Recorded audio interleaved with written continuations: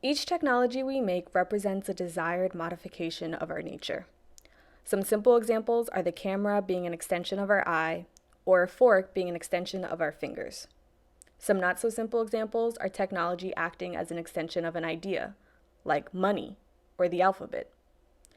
But there's an even deeper layer technology attempts to make itself an extension of. When you open your eyes, light enters your lens and interprets to the brain what is in front of you. What you see is a visual field of information made up of color and form.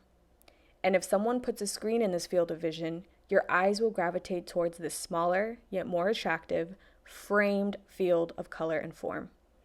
This frame is also using light to be interpreted to your brain to see things. This is the technological extension of the field of visual reality. This is the screen. The first screens were invented in the 1920s and up until the 80s used vacuum tubes to transmit light signals into tiny lines that were projected onto the screen so you could see a picture.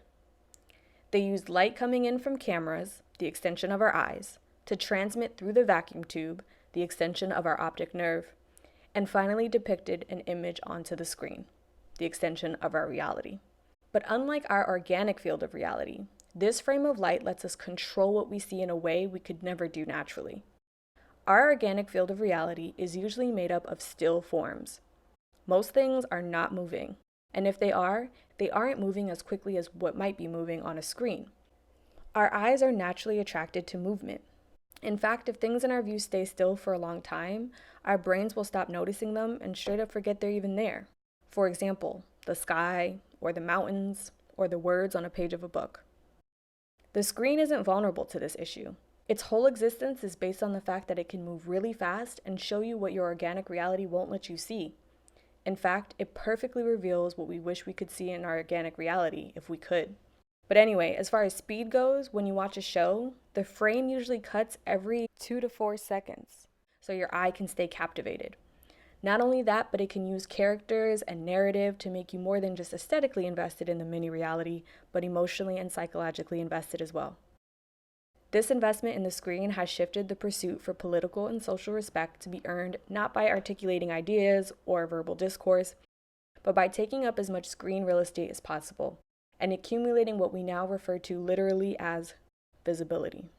Measuring your significance in direct correlation with how many screens you've been on or how physically large the screens have been. A pursuit that doesn't seem to be nearly as important or worth pursuing in organic reality. If you're on an interactive feed like Instagram, the combination of movement and limitless attractive images can captivate your eyes for hours with no problem. Organic reality doesn't work that way. Before screens, if you wanted to see India, for example, you'd have to get on a plane and go. If you wanted to see a naked woman, you'd have to figure out how to charm her enough so she wants to show you. I know there were pictures at the time, but pictures and video have two very different effects on the brain. Remember, the brain is way less stimulated by still things. You can't stare at an image as long as you can stare at a video.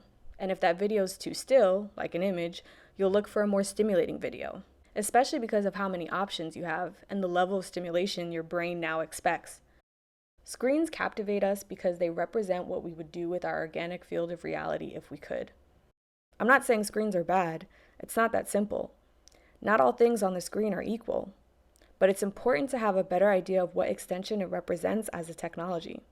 Because some people are investing billions of dollars to do things like attach the screen to your face, otherwise known as virtual reality, which further separates the organic field from the technological field, implying one is superior than the other. And some people are investing billions of dollars to use screens not to ignore organic reality, but to deepen it and create products and software that reveal just how much they're one. How any idea of separating the two is just an unfortunate illusion. See my video on the internet being a presence and not a destination for more information on this. Just remember, the technical definition of a screen is a filter, a strainer, a system that sifts through pieces and chooses to let out what is most valuable, like how a window screen blocks all the bugs but lets in the air. And as a species that absorbs 90% of its information through the eyes, it's important we pay attention to the anatomy of the screen since we look at them so often. Why?